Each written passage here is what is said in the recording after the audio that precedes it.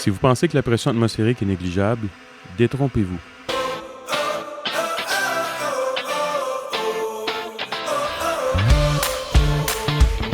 Bonjour tout le monde, ici Luc Fournier, enseignant au département de physique au Cégep de l'Outaouais.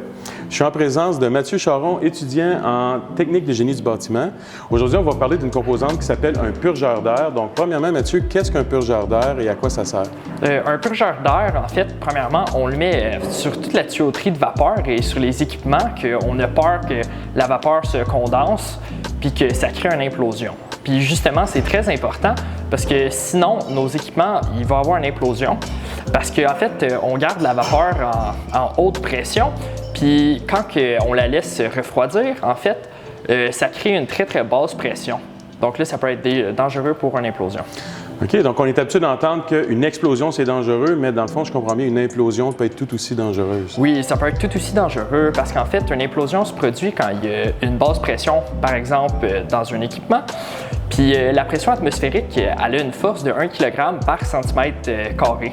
Donc, c'est sûr qu'elle est quand même très, très forte. Puis, on a un exemple à vous montrer d'un baril qui implose pour vous montrer la force de la pression atmosphérique. Bien, parfait, merci beaucoup. On regarde la démonstration, puis après, je vous explique ça plus en détail. À tout de suite.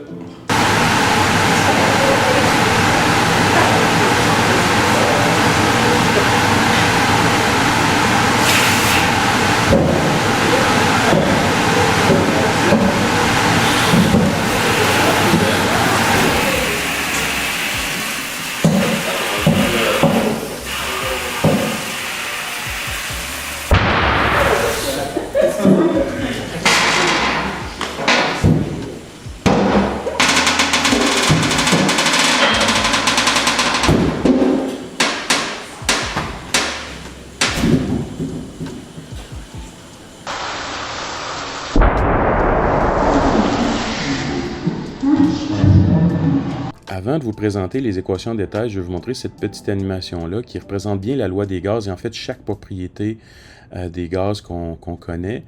Ça, c'est donc les gaz, c'est des petites particules comme ça qui font des collisions. Le nombre de collisions et les collisions que ça fait avec les parois, c'est la pression en fait. C'est ça qui est la pression, c'est la force que ces collisions-là vont générer. La vitesse à laquelle les particules bougent, on peut associer ça à la température. Autrement dit, c'est l'énergie des particules. Et le volume, bien ça, je pense que c'est clair, c'est le volume dans lequel tout ça est confiné. Et N, finalement, le nombre de particules qui bougent dans notre petit espace ici. On va regarder la pression, on va regarder le lien entre la pression et la température.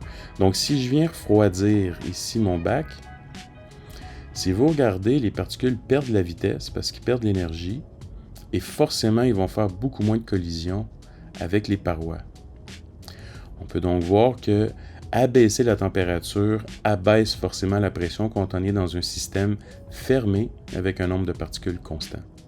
De la même manière, si on est dans un état qui est assez froid et on vient chauffer, on donne de l'énergie cinétique aux particules et à ce moment-là, il va y avoir plus de collisions, plus d'activité et on voit que les collisions vont augmenter, ce qui veut dire une plus grande pression. À un certain moment donné, le système ne pourra plus le supporter dans cet exemple-là et on peut avoir une explosion. Pour mettre ça en équation maintenant, on va regarder la relation PV égale nRT qui est la loi des gaz parfaits. Les variables P c'est la pression, V c'est le volume, N c'est le nombre de particules et T la température. R est simplement une constante qui permet d'unifier toutes ces variables-là et ça vaut 8,31 joules par mol Kelvin, mais pour aujourd'hui, ce ne sera pas du tout important, on ne fera pas de calcul. Important de savoir que R est une constante par contre, c'est-à-dire qu'elle ne variera jamais. Dans le système qu'on a présenté dans la petite animation, le volume était fixe et aussi le nombre de particules était fixe. C'est un système fermé. Donc ces deux variables-là, V et N, demeurent aussi constantes. On voit donc que P et T sont ce qu'on appelle proportionnels, vu qu'ils sont chacune de chaque côté de l'équation. Si une des deux augmente, forcément l'autre va devoir augmenter aussi. C'est ce qui se passe, par exemple, dans un train. Si, dans un train à vapeur, où on fait augmenter la température de la vapeur, on la chauffe, et ça fait en sorte que ça augmente la pression dans les pistons et ça permet au train d'avancer. Pour faire un lien avec votre cours de chimie, si vous l'avez vu, on peut aussi mettre P et T du même côté de l'équation et voir que ça donne NR sur V. Et ce terme-là doit être constant parce qu'on l'avait dit, dans nos systèmes fermés, le nombre de particules est constant et le volume est constant. Et donc, étant donné que le rapport P sur T doit être constant, ça implique que P1 sur T1 à un certain moment donné va être égal à P2 sur T2. C'est ce que vous avez peut-être vu comme la loi de Gay-Lussac. Donc, quand on reprend l'exemple du train ou on prend l'exemple de la vapeur qui rentre dans les tuyaux en technique de génie mécanique, on a initialement une pression élevée avec une température élevée. Mais éventuellement, dans les tuyaux qui sont à température pièce, la température va chuter. Et donc, ça va faire que dans les tuyaux, la pression va chuter énormément aussi. Et pour en rajouter, la vapeur d'eau qui se promène dans toutes les directions comme ça, parce qu'elle est sous forme gazeuse, elle va se condenser. Et ça va faire en sorte que la pression va tomber presque nulle à l'intérieur. On pourrait se demander, et alors, c'est quoi le problème? Pourquoi le fait de ne pas avoir de pression dans les tuyaux est un problème en soi? C'est la pression atmosphérique environnante qui est énorme. Pour vous donner un exemple, juste pour vous faire prendre conscience de la force de la pression atmosphérique qui nous entoure,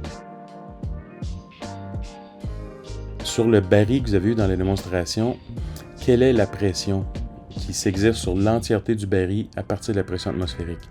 Est-ce que c'est l'équivalent de 10 kg, qui est un gros sac de sable, 100 kg, qui est le poids de 2 personnes, ou encore 1000 kg, qui correspond à peu près à la masse ou au poids d'une voiture? On va faire le calcul très rapidement. La pression atmosphérique, c'est 101,3 kPa, comme vous savez probablement, ce qui correspond à 101 300 pascal. Le kilo veut juste dire fois 1000, comme kilomètre correspond à 1000 mètres. Donc 101,3 kPa, c'est 101 300 pascal. La définition de la pression, c'est une force par unité de surface. Et donc 1 pascal, ça correspond à 1 newton par mètre carré. Si on isole la force dans l'équation et on calcule, on obtient que la force est égale à la pression fois la surface. J'ai mis un petit point pour la multiplication pour être sûr qu'on ne confond pas le fois avec un x comme une variable. Et ça donne 101 300 fois 3, parce que nous on avait une surface de 3 mètres carrés. Et ça donne une force de 303 900 newtons. Les newtons, ça ne nous parle pas beaucoup, donc on va servir de la force gravitationnelle pour faire l'équivalent. Donc étant donné que la force gravitationnelle, c'est la masse fois 9,8, bien, on peut dire que la masse équivalente associée à cette force-là, ce serait la force divisée par 9,8, et ça correspond à une masse de 31 000 kg. Donc en fait, la réponse n'était même pas dans les choix. La pression qui est exercée par la pression atmosphérique sur le baril dans la démonstration correspondait à la masse de 31 voitures. La solution, comment éviter que les tuyaux implosent sous la pression atmosphérique, c'est d'insérer une valve brise-vide qui va faire en sorte que si la pression devient vraiment basse dans les tuyaux, bien, l'air va pouvoir entrer et ainsi rééquilibrer la pression entre l'intérieur et l'extérieur. On a le sens d'écoulement ici de l'air qui va sortir par là. Okay. La vapeur monte, l'air sort par là.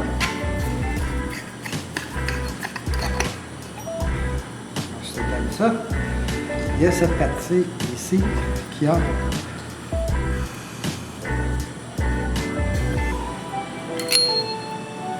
un disque thermostatique. La vapeur rentre par en dessous ici dans les deux petits trous. Et puis quand ça réchauffe le disque qui monte. Et là, l'air ne peut plus sortir et la vapeur ne peut plus sortir. Quand ça se refroidit, ça se dilate, ça se rapetisse. L'air peut entrer et empêche l'implosion des équipements. Dans le fond, j'ai choisi d'aller en TGB parce qu'il y a un côté dynamique au programme. Une journée, on peut arriver, on peut faire de la matière, on peut voir de la physique, des trucs comme ça. Une autre journée, on peut aller sur des installations, de faire des machines, puis on a bien du fun. On est une petite cohorte aussi, fait que comme une petite famille, on s'amuse tous les jours. Moi, je trouve ça bien fun.